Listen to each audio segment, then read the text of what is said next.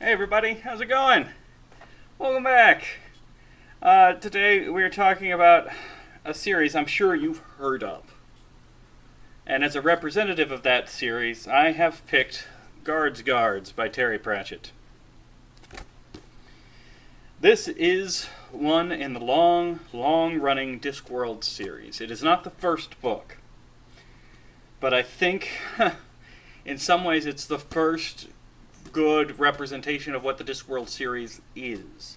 The first couple books have their merit. They're still enjoyable and fun to read, but it very much feels like the author is still finding his way into what will turn this into a great series.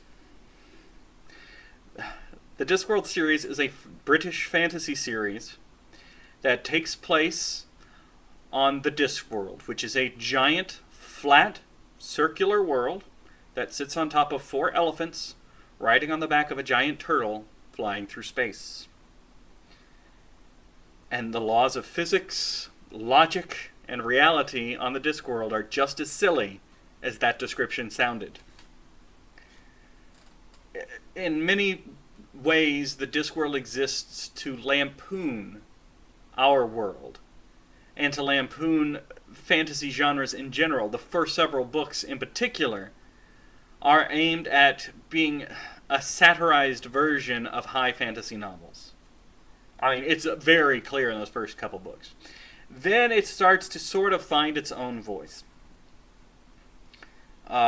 It's also broken into categories, the Discworld series, because there's 6 or 7 books that follow the magician Rincewind, the wizard Rincewind. But they're not in a row. The first 2, then he shows up in like book 5, then he shows up in book 7 and 18. And then there's the Witches of Lancre, and they're in 5 or 6 books, but again, it's spaced out. So there's really several ways to read through the Discworld series. You can read through it numerically, beginning to end, which is jumping around through all these threads, which is fine. It works well, it's not confusing, because for the most part, time marches forward. There is 1 or 2 books that take place in the past, which gets a little confusing if you're really concerned about continuity instead of enjoying the individual story you're in. Guards is the first book of the Night Watch series, which is the series within Discworld that follows the policemen of the Discworld's biggest city. And actually, I like their stories the most. Starting with Guards, it is a ragtag bunch. There's all of 3 police officers working on the Night Watch. The Night Watch is a joke. And so this ragtag group of losers and misfits set out to save the city from a dragon, which everybody knows doesn't exist.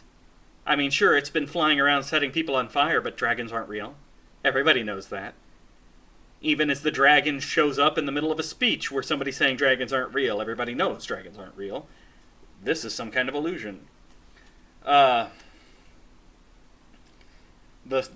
Watch grows from this book until they actually become such a competent force that in the later books, whenever you want to tell a city watch book, you actually have to get them out of the city. They have to go to the countryside or to another city or to the Dwarven Caverns because they become too big to tell a decent story anymore. And I like that. I like watching it grow from 4 people to an actual legitimate city-sized force.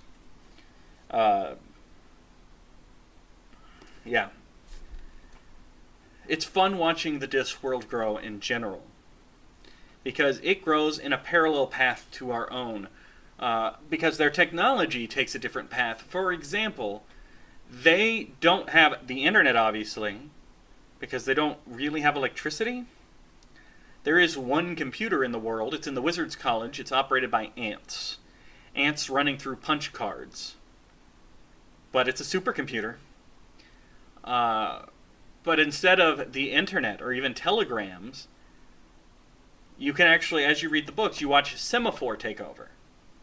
semaphore signaling to each other with flags, and then they developed a method to do semaphore towers. And all of a sudden you had semaphore towers running the length of the Discworld, and you could send a message to somebody else in another city in minutes.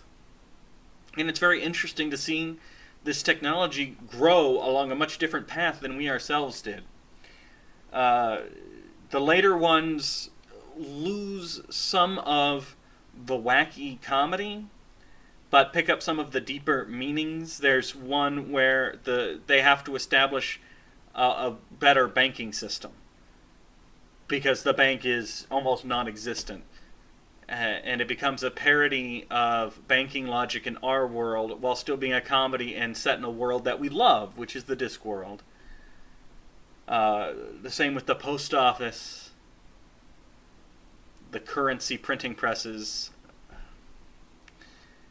Terry Pratchett, who wrote the Discworld, he passed away about a year ago. So we don't get any more Discworld books. But his daughter, Rihanna Pratchett, who wrote the games Overlord and the new Tomb Raider that came out, so is a very talented writer in her own sake, is actually working on a television series based off the City Watch books. It's going to be CSI Discworld style, which terrifies me. There are a handful of Discworld movies based off of books out there that you can see, a couple animated and like 4 live action, and they're pretty good.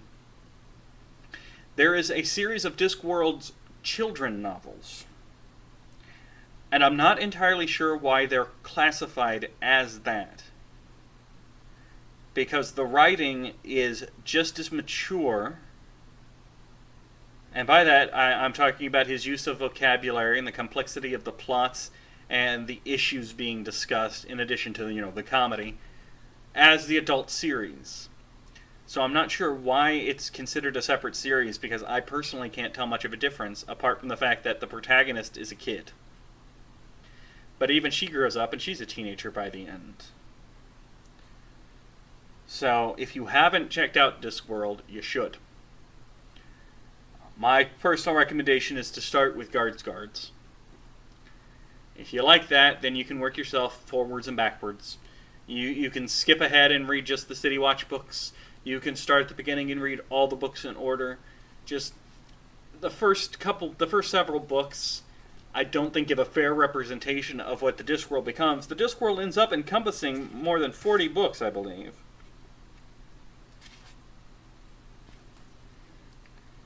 I'm about to sit here and just start reading. So, yeah, that's my recommendation. Discworld by Terry Pratchett. Guards. It's a good jumping in point. See you guys next time.